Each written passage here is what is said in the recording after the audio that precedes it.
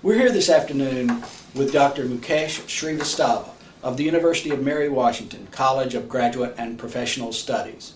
Good afternoon, Dr. Srivastava. Good afternoon. Dr. Srivastava, I'm looking into issues associated with teaching and learning online. One such issue is constructivism. I know that you've studied constructivism quite a bit, and I'd like to get your thoughts on how constructivism relates to the non-traditional professional working adult that we have here at the College of Graduate and Professional Studies.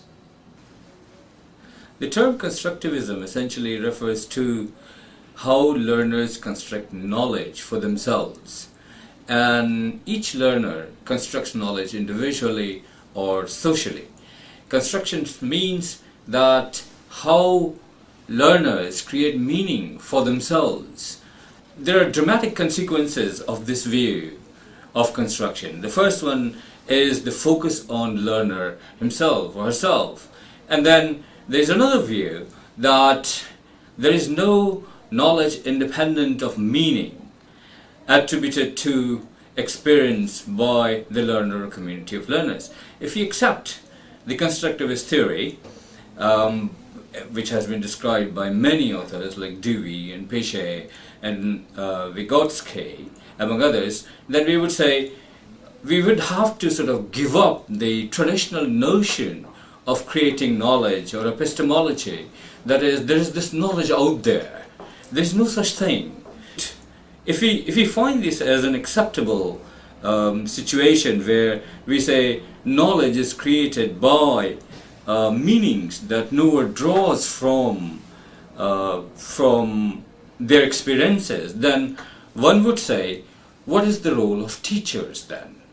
Teachers perhaps, and it's hard to swallow, teachers would like to present that idea, or semi-perfect idea of what their experience should be, and they structure the material to appeal to the sensory data, sensors. They provide them sensory input of data and guide them into structuring their experience in terms of drawing meaning from the experience. And this is how traditionally teachers' role has been seen.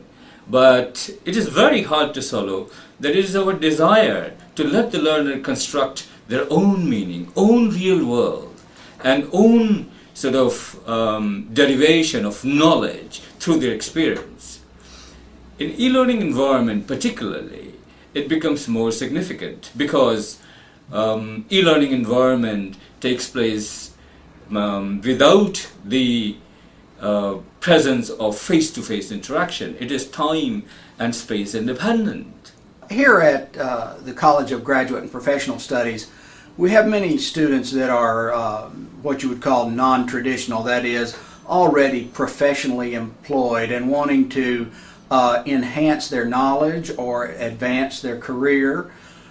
How would you say that these types of students relate to a constructivist teaching style? Well, I think there are some guiding principles one could sort of follow, or best practices that one could follow for using constructivism. First one being learning is an active process in which learner uses sensory input and constructs out meaning. Second one being people learn as they learn, meaning learning consists of both constructing meaning and constructing a system of meaning. Third one perhaps could be the crucial action of constructing meaning is mental. Just the hands-on kind of experience for learning is very good for children, but it is not sufficient for adult learners, and therefore activities need to be provided to the adult learners whereby they engage mentally. Third one is learning involves language. Learning is influenced by language on empirical level, and there's plenty of data to suggest that a more general level learning takes place with collection of arguments presented most forcefully, that notion that language and learning are intertwined somehow. language has an influence in communicating ideas as well as providing meaning for construction of knowledge. Learning is a social activity. One